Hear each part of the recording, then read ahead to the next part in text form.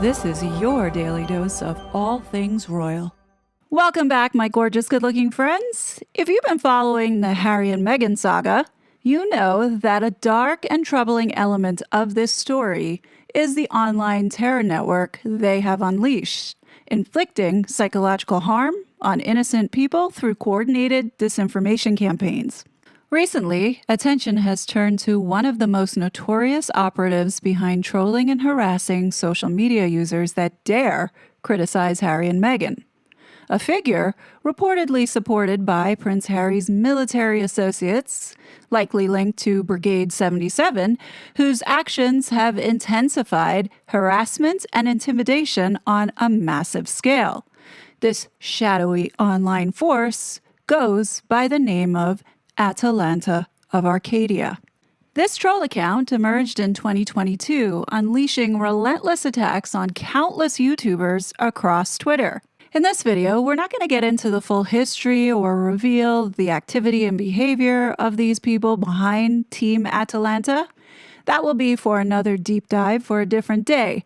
Right now, I want us to focus on something far more sinister. It's the name itself, Atalanta of Arcadia, and why it might have been chosen. After digging into the Greek myth, the reason becomes chillingly clear.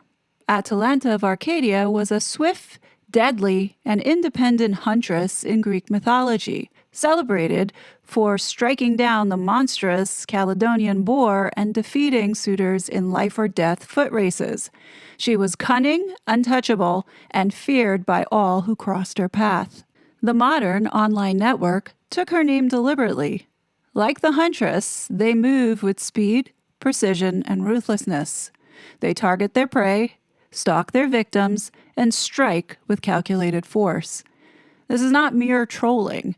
It is psychological warfare, orchestrated with cold strategy and relentless intent. And in understanding Atalanta's story, we can begin to see a parallel to Meghan Markle herself. Ambitious, calculating, and fiercely determined to claim her prize, regardless of the consequences. The hunt is on, and the shadows of this ancient myth reached forward into the digital age in ways that are both captivating as well as deeply unsettling. Please go ahead and get comfortable because I'm about to tell you the Greek tragedy of Atalanta and the chilling foreshadowing it may hold for Meghan Markle. But before we dive in, if you could do the kid a favor and help her out by hitting that like button. Also, just double check to make sure that you're still subscribed. I mean, after all, we all know the games YouTube likes to play with us. So if you could do that, that would be awesome. Now, it's story time. Long ago, in the rugged, untamed mountains of Arcadia, a child was born who should have never have survived. Her father, desiring a son to inherit his legacy, abandoned her beneath the cold, indifferent sky. But fate intervened. A she-bear, fierce and nurturing, discovered the infant. It suckled her, warmed her, and shielded her from the dangers of the wild. Later, hunters came upon the child and raised her as one of their own. She was not a princess in comfort, but in spirit, free, strong, and untamed. This child was Atalanta. Her feet carried her swifter than the wind, her aim with a bow unerring. She became a legend in her youth. When the monstrous Caledonian boar ravaged Arcadia, it was Atalanta who first struck it down. Kings and warriors watched, awe in their eyes, envy in their hearts. For a woman so fierce, so independent, could not be bound or controlled. Atalanta swore she would never marry. To protect her freedom, she devised a challenge. Any man who wished to wed her must defeat her in a foot race. If he lost, he would die. One by one, suitors tried. All failed. Pride, hubris, and underestimating her skill proved fatal. Their blood stained the earth, a warning and testament to her swiftness. Then came Hippomenes, somewhat clever, but not the strongest. He prayed to Aphrodite for aid. She gifted him 3 golden apples, glowing like captured sunlight. During the race, Hippomenes threw them one by one. Atalanta, distracted by their gleam, slowed each time. At last he won, and Atalanta's independence was bound. She married, proud no more. But the gods were not yet finished. Overcome by passion, Atalanta and Hippomenes defiled a sacred temple. The gods, angered by the arrogance and disregard, cursed them both. They were transformed into lions, yoked together, incapable of bearing cubs. Atalanta's freedom, her legacy, her line, all vanished. Centuries later, another girl was born, far away in a world of opportunity and expectation. Her father, distant and unreliable, offered little guidance. Her mother, radiant and free-spirited, loved the natural world, walked barefoot through sunlit hills, and indulged in habits frowned upon by polite society. From her mother, the girl learned independence, cunning, and ambition. Yet, she also learned that charm could be wielded as a weapon, and that the world could be bent by cleverness and audacity. This girl was Meghan Markle. Her childhood, though privileged in comfort, was marked by subtle abandonment, lessons of self-reliance, and admiration of her mother's unrestrained freedom. She grew into a woman of striking beauty, intelligence, and poise, or at least that's how they marketed her. She pursued acting, slowly building a name for herself, and learned the ways of public scrutiny, charm, and strategic manipulation. Meghan watched the world and saw examples of what she desired: admiration, legacy, influence. She saw Prince William and Catherine adored by millions, symbols of everything she wanted: grace, poise, legacy, public love, all shining brightly in a world that often felt cold to her. And Meghan wanted it all. Prince Harry, young, vulnerable, and constrained by royal duty, was a prize. Single, wealthy, and popular, he was within reach for someone clever enough to claim him. Meghan, like Atalanta with the golden apples, pursued him with strategy, charm, and patience. She studied his routines, observed his vulnerabilities, and drew close, weaving a bond that would eventually lead to love, or what appeared as love to the world. Meanwhile, Hollywood demanded attention. Meghan smiled for cameras and handled producers and co-stars with a mix of charm and assertiveness. She was praised for poise, wit, and beauty, but she was also ambitious and at times controlling. Behind closed doors, staff and assistants often whispered about her intensity, her impatience, and her hunger for influence. Yet even with success, Meghan's envy simmered. She saw Catherine as the ultimate example: adored, secure, and influential, moving gracefully through the very life Meghan longed to claim. Every royal event, every public praise of William and Catherine fed the fire within Meghan. Her ambition intensified. Her desire was no longer simple affection. It was a hunt, a pursuit for status, admiration, and a kind of immortality in public eyes. The fairy tale wedding arrived. Meghan entered in pure white, a symbol of innocence and virtue, echoing the memory of Princess Diana. The world watched, captivated, millions cheered. Her mother smiled, proud of the daughter who had won. Her father remained absent, a shadow in the story. Meghan projected purity, untouchable elegance, untamed allure. She had conquered the first prize: public fascination, and the heart of Harry, the one she had hunted. At first, the world celebrated Meghan.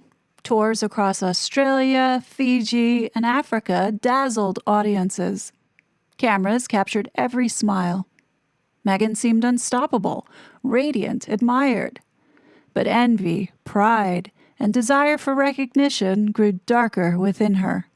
She began to act in ways that would later define her downfall. Fast forward to 2021. The Oprah interview was the beginning of their fall from grace. Allegations of racism, critiques of the royal family, and accusations made while Prince Philip lay gravely ill in hospital were broadcast worldwide. Even after the Queen's death, Meghan and Harry continued the attacks, further isolating herself and Harry. Where courage and defiance had once been perceived, arrogance, deceit, and ingratitude now defined both their public images. Hollywood, which had once welcomed her, have turned weary. Netflix projects faltered and whittling down to practically nothing. Spotify podcasts were canceled. Archwell struggled to produce meaningful work and impact. Staff resigned. Allies abandoned her. Doors closed. Opportunities have slipped away. The public's fascination has grown tired. Her children, Archie and little Betty, remained largely invisible, a shadowed legacy. But behind the public smiles and parking lot pap walks over the last 5 years, a more sinister strategy unfolded. Meghan and Harry, seeking to control their image and silence dissent, orchestrated private campaigns online. Coordinated groups of supporters were funded and guided to target critics, independent YouTubers, and journalists who questioned their actions. Innocent people were harassed, intimidated, and emotionally distressed. Their freedom of expression was attacked and privacy violated.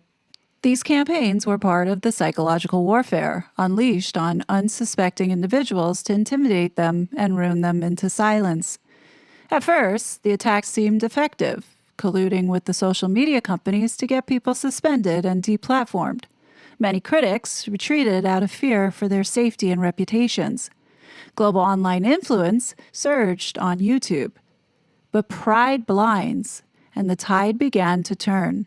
With Elon Musk buying Twitter and the Twitter files release, the United States began to take notice of American First Amendment rights being violated. New laws in the UK now strike directly at harassment, coordinated online attacks, and digital manipulation, placing Harry and Meghan's military-grade operation squarely in the crosshairs. Ofcom could expose every UK account linked to their campaigns, unraveling the network they built in secret. Across the seas, Australia's e-safety commissioner, in conjunction with the FBI, wields the power to address the anonymous Aussies assaulting Americans, cutting off their reach and control. The very online safety guardrails they advocated for in public now could be their downfall. The golden apples they once tossed with cunning, symbols of advantage and power, are now cracking and burning, ready to fall as ashes at their feet, heralding the collapse of everything they fought to protect. Like Atalanta yoked as a lion, Meghan and Harry found themselves bound, not in freedom or glory, but in exile, constrained by the consequences of pride, selfishness, and deceit. Their race was run, yet the prize they sought, which was admiration, legacy, triumph, was now gone. From these tragedies, a couple lessons now have emerged. Pride blinds. Atalanta faltered for curiosity. Meghan faltered for ambition, envy, and attacks on those who had offered opportunity and protection. Pride isolates and brings ruin. Freedom is not mere escape. Harry abandoned duty-seeking liberation, only to find exile and constraint. True freedom is guided by responsibility and integrity. Lies and deceit collapse. Golden apples dazzle briefly, but truth endures. Coordinated campaigns, curated narratives, and public manipulation crumble under scrutiny and law. Ingratitude carries moral cost. To attack those who offered opportunity and protection leaves one isolated, with no enduring legacy. Legacy is measured not in contracts, applause, or fleeting influence, but in kindness, humility, and love. True victories endure quietly, unseen, yet deeply felt. Remember Atalanta, proud and swift, brought low by fate and her own choices. Remember, Meghan, ambitious and cunning, has been undone by envy, deceit, and ingratitude, and by unleashing harm upon others. Their stories are dark, but gentle lessons remain. Run wisely, choose humbly, act justly, and leave a legacy of truth and goodness rather than bitterness, lies, and fleeting applause. In the race of life, it's not about speed, fleeing, or dazzling crowds. It's about endurance, integrity, and the quiet power of being humble and grateful. Now, while the people behind Team Atalanta might have thought it was clever to call themselves Atalanta because of how strong and independent she was, and she was just like Meghan Markle, they didn't make it to the end of the story to realize that this was indeed a true tragedy. Atalanta and Hippolymus were equally as sinful as Harry and Meghan, and look at how both these couples turned out. Even in the darkest tragedies like this, carry very important lessons and messaging that Prince Harry, the military, and the idiots that they have hired to run this operation don't seem to understand. Don't seem to see that it's all going to catch up with them soon. And what it seems like to me, based off of what I'm observing right now, is those same folks are now over here in this space causing a lot of fucking trouble. The only advice that I can give you here is when you see someone being truly nasty and vile, don't engage. Because chances are they're looking to get a reaction out of you to provoke you and ultimately mentally harm you. And what is going on right now is provoking those in order to get someone to snap. So they could come back and say, you see, this is why we need guardrails. This is why we need to remove anonymity. This is why we need to monitor what you're saying. And if it's a wrong thing, then you get thrown in jail. Don't fall for it. Just walk away. Meghan Markle wants us fighting. Remember that. Don't give it to her. That's all I got to say. But what do you guys think? Definitely leave your thoughts below. As always, I will be back with more content. But until then, please be safe, and I'll talk to you later. Bye. Such a fraud.